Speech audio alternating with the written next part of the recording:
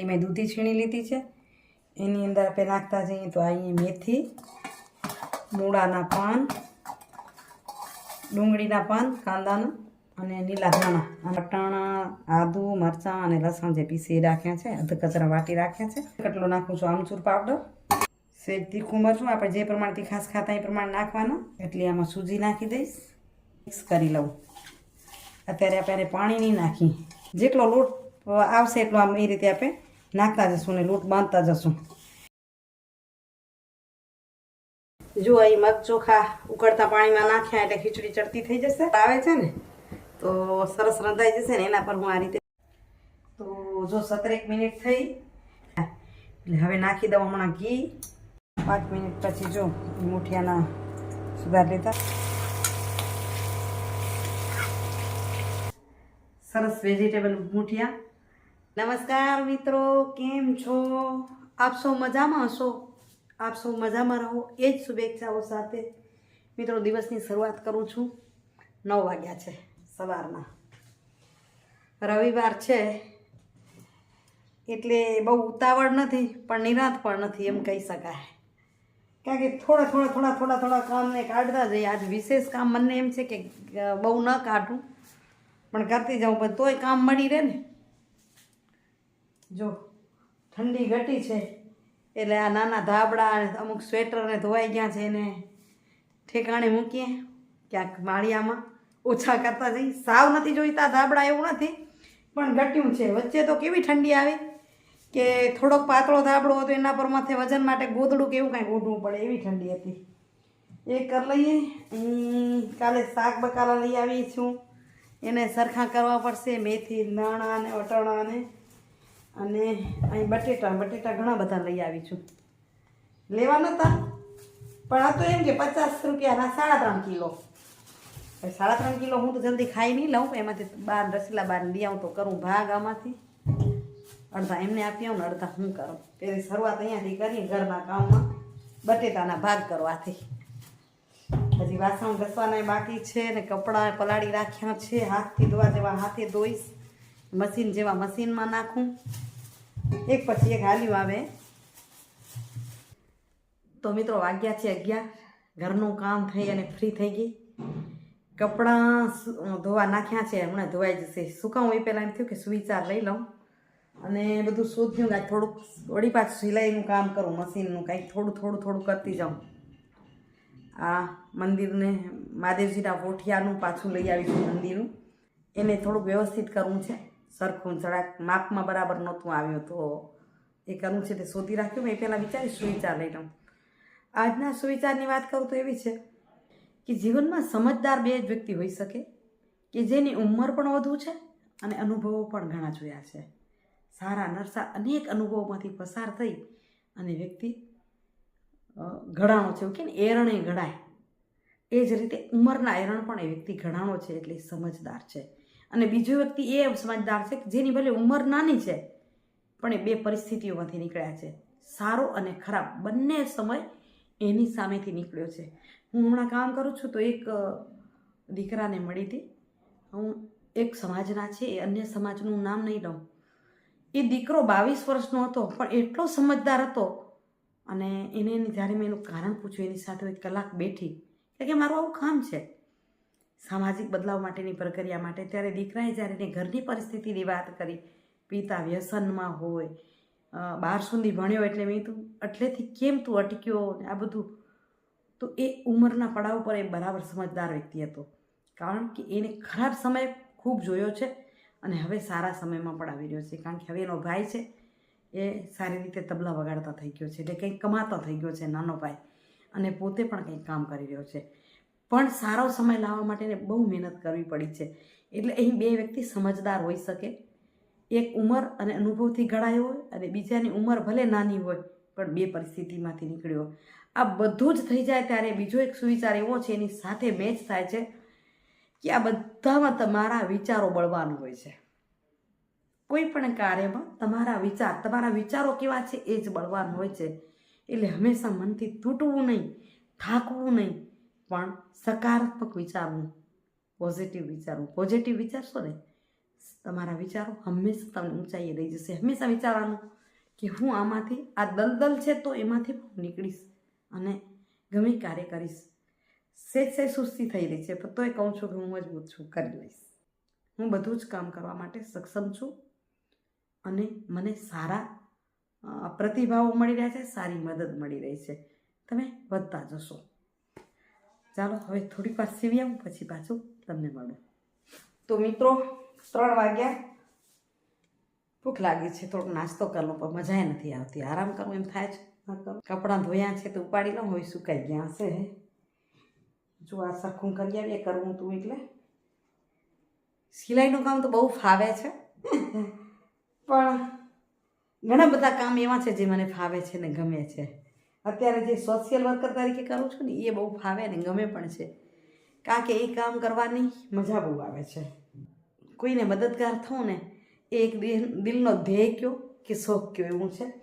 અને સ્વાર્થ પરમાત્મા સાથે છે. સંસ્થા પગાર આપે છે એટલે કરી શકું છું. ફ્રીમાં કરવું હોય તો થાય પણ પ્રમાણમાં થાય, રોજ આખા દિવસ ન થાય. તો અહીં પેન્ટ લઈ આવી છું જે નીચેથી વારે ઘડી તૂટી જાય છે, તો એને કટિંગ કરવા માટે નીચે એટલે લઈ આવી કે ટેબલ પર કટિંગ કરી શકું.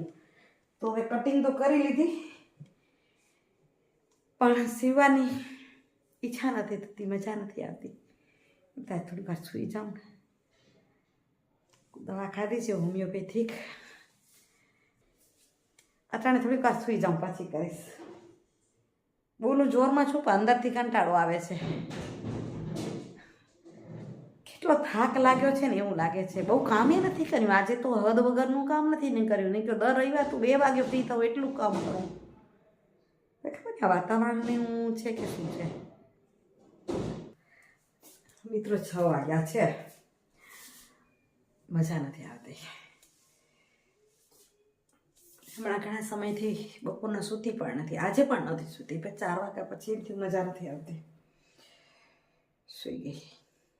હોમિયોપેથિક દવા લઉં છું, લીધી પણ બહુ મજા ના આવી એનાથી. પણ સૂતી છે ગોળી તાવને માથું ને કંઈક લાગે છે શરદી જેવું. મને એમ કે સૂઈ દઈશ તો મજા આવી જશે. થાક છે એવું લાગે છે, માથું દુખે છે. આટલું માથું સતત એમ થાય છે તૂટી જાય. ઠંડી તો છે જ નહીં, ગરમી થાય છે પણ બહુ ઠંડી નથી લાગતી હતી. આ ભાગમાં જાણે દુખાવો થઈ ગયો છે.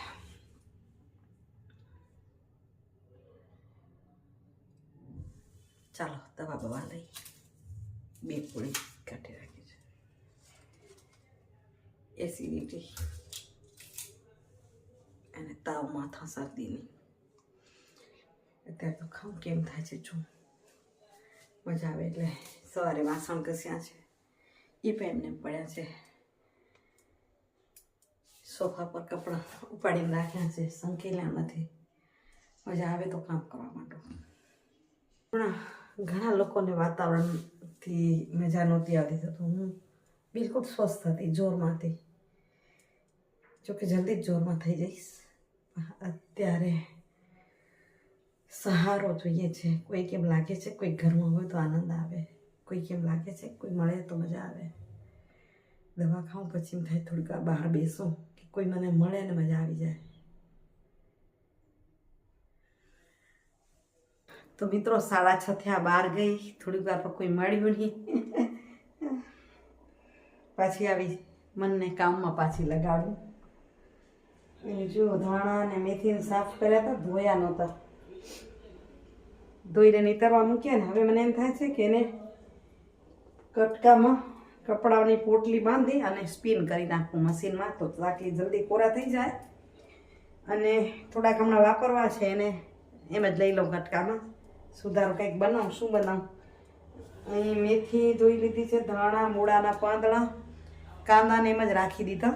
એ જ્યારે સુધારીશ ત્યારે ધોતી આવીશ. મૂળો હવે એમ લાગે છે સિઝનનો છેલ્લો મૂળો ખવાઈ જાય. મજા ના આવે ને ત્યારે મનને ક્યાંક કામમાં પરોવીએ તો મજા આવવા માંડે. આજ વિચારું છું કે એ ટાઈપનું કંઈક બનાવું. ખીચડી પણ બની જાય, એની સાથે સાથે શું ભેગું બની જાય જે મજા પણ આવે ખાવાની, મને મજા નથી આવતી ને ખાવાની મજા આવી જાય એમ કંઈક કરું. તો જો આમાં મેથી અને એમાં ધાણા સ્પિન કરી આવી, કોરા થઈ ગયા. છોડીને બતાવું હમણાં જ છે ને, કોરા થઈ ગયા આ મેથી અને આ બાજુ ધાણા. હવે આને થોડીક વાર હું બહાર કપડા પર હવા લેવા દઈશ અને હમણાં જ આપણે બનાવીએ વેજીટેબલ મૂઠિયા. તો એમાં થોડાક મેથી લઈ લઉં એટલી. અહીં જોઈ મેં મૂળાના પાન સુધાર રાખ્યા છે. હવે ગરમી આવી ગઈ એટલે મૂળો પાકી જાય એટલે બહુ નહીં જોઈએ આપણે, એટલે મૂળાના પાન અને 2-3 તાંતણા હું લઈ લઉં. આટલા લઈ લઉં છું લીલા ધાણા, એને આપણે સુધાર લઈએ. અને આ બાજુ છે ને અહીં 2 મરચાં, લસણની કણી, આમાંથી આદુનો કટકો છોલીને લઈ લઈશું. અને એટલા વટાણા એને હું અધકચરા વાટી લઉં, ખાંડણીમાં કૂટી લઉં. જો આ રીતે થોડીક વાર પોળા કરી નાખું અને પછી ફ્રીજમાં મૂકી દઈશ. તો મિત્રો ચાલો બનાવી લઈએ આપણે ખીચડી, અને ખીચડી ઉપર વેજીટેબલ મૂઠિયા. કોળી ખાધી એટલે મજા આવી, અને સાહેબ આવી ગયા છે એટલે થોડોક સથવારો થઈ ગયો. ચાલો બનાવી. અહીંયા બાંધું છું લોટ. આટલી મેં દૂધી છીણી લીધી છે, એની અંદર આપણે નાખતા જઈએ. તો અહીં મેથી, મૂળાના પાન, ડુંગળીના પાન, કાંદાના અને લીલા ધાણા અને નાખી દઉં. એનામાં નાખી દઈએ આપણે વટાણા, આદુ, મરચાં અને લસણ જે પીસી રાખ્યા છે, અધકચરા વાટી રાખ્યા છે, એને નાખી દઈએ. હવે આની પર આપણે મસાલા કરી લઈએ. એમાં સહેજ કેટલો નાખું છું આમચૂર પાવડર, લીંબુનો રસ નાખી તો પણ ચાલે. સહેજ હિંગ નાખું છું. આમાં તમે કાંઈ પણ વસ્તુ ન ખાતા હોય ઓપ્શનલ, કાંદું, લસણ, હિંગ તો નહીં નાખવાના. આ મેં ધાણા અને મેથી ભેગા પીસ્યા છે તો એને નાખું છું. ધાણા, મેથી અને જીરું, હળદર, સહેજ તીખું મરચું, આપણે જે પ્રમાણે તીખાશ ખાતા એ પ્રમાણે નાખવાના. આખા જીરાને જરાક પીસીને નાખી દઈએ. સ્વાદ અનુસાર નમક નાખી દઈશું. એટલે આમાં સૂજી નાખી દઈશ. હવે આને મિક્સ કરી લઉં. અત્યારે આપણે પાણી નહીં નાખી, કારણ કે બધા વેજીટેબલ છે ને પાણી કરશે. એટલે આમાં બેસનનો લોટ નાખી શકાય, પણ આજે નહીં નાખી, થોડીક તબિયતમાં મજા નથી. બેસનનો લોટ નાખી તો મસ્ત લાગે, આપણને જેમ ગમતું હોય એ પ્રમાણે ટેસ્ટ. અહીં આપણે સૂજીને આમાં નાખી દીધી ને એટલે એને પાણીને ચૂસી લેશે, થોડીક શોષી લેશે ને એ પણ ફૂલતી થઈ જશે. હવે આ તબક્કે 2-5 મિનિટ રેસ્ટ આપવો તો આપી શકાય, પણ હું અત્યારે રેસ્ટ એમ નહીં આપું. અને એની ઉપર નાખીશ બાજરાનો લોટ. પાણી નથી નાખવાના, જેટલો લોટ આવશે એટલો આમ એ રીતે આપણે નાખતા જશું ને લોટ બાંધતા જશું. ઘણીવાર આપણે આમ વધુ લોટ, ઘણા જણા આવીને આપણે લોટ વધુ નાખવાનો છે તો શું કરવાનું, એક દહીંની ચમચી નાખવાની. આ જ વેજીટેબલના રસમાં જ આમ બંધાશે એટલો આપણે લોટ આમ બાંધી લઈશું. જો આપણે એમાં બિલકુલ પાણી નથી નાખ્યું. આપણી અડધી કટોરી જેટલી સૂજી અને આ માઠો વાટકો જેટલો આપણો જે બાજરાનો લોટ હતો એ આમાં લેવાતો ગયો. થોડો થોડો નાખતા જઈએ ને મિક્સ થતો જાય. તમે આની અંદર ઘઉંનો, મકાઈનો કોઈ પણ નાખી શકાય. મકાઈનો લોટ બહુ મજા આવે છે, પણ આજે મકાઈનો લોટ અવેલેબલ નથી. તો અહીં આપણો લોટ બંધાઈ ગયો અને જરાક રહેવા દઈએ થોડું. ત્યાં સુધી આ બાજુ ખીચડીની તૈયારી કરી લઈએ.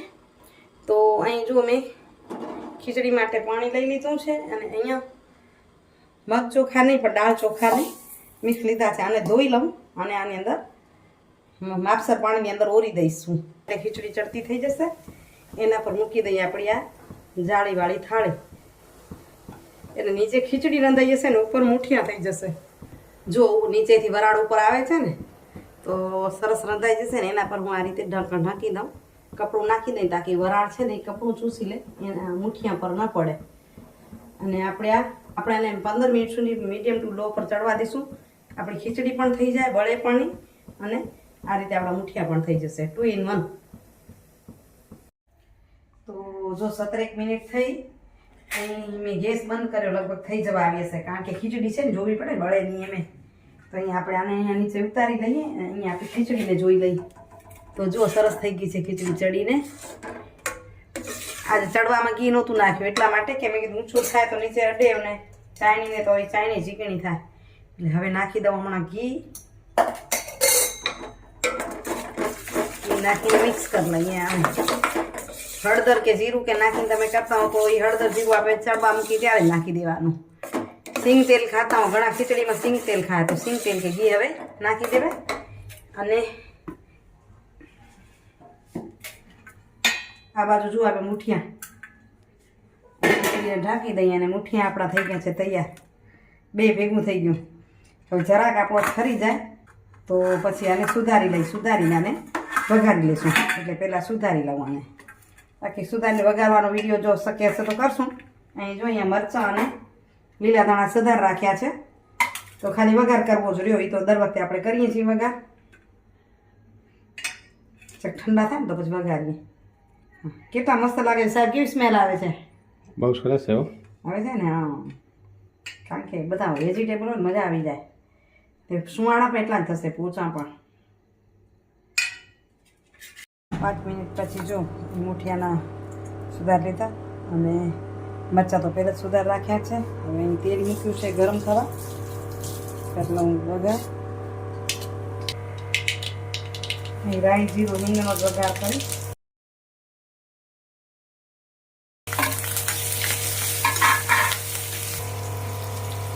ચમચી જેટલા તલ નાખું છું. મરચાં નાખીને પછી નાખીશ તો તલ ચડીએ છે, ઉડે ઓછા.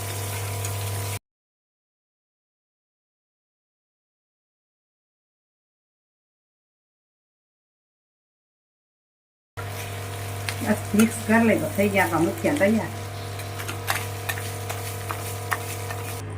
નાખી દઈએ આપણા લીલા ધાણા.